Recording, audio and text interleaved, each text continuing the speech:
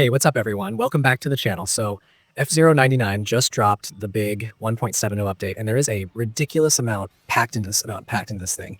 Way more than just a couple bug fixes. So let's walk through what actually changed and what it means for you when you're on the track. I want to break this down like we're just hanging out talking about the game, not reading some changelog.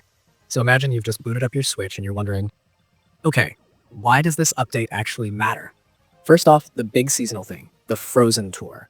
When you hop into the game during the event period, you'll notice tracks getting that icy, winter-flavored twist, and the game starts throwing out these gem sparks along the way. Those aren't just there to look pretty. Grabbing them during the event feeds into special rewards tied to this whole Frozen World Tour structure. Think of the Frozen World Tour as a focused series of 9 3-lap races that takes you across different F-Zero worlds.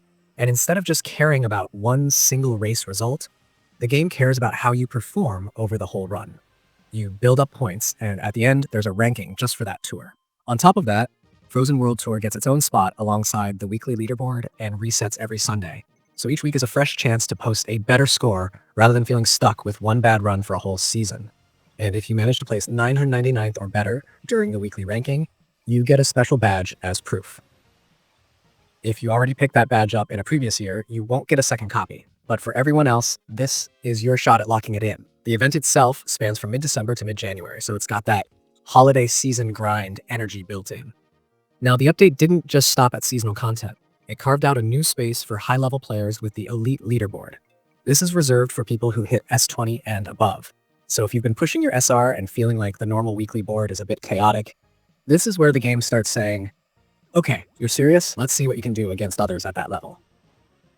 You can switch between the weekly board and this Elite section, and instead of resetting every week, the Elite board works on a bigger seasonal cycle, resetting every few months on fixed dates like February 1st, May 1st, August 1st, and November 1st.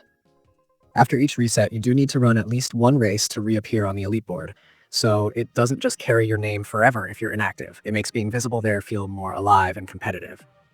For the absolute grinders, there's a new status on top of that. S50 Elite.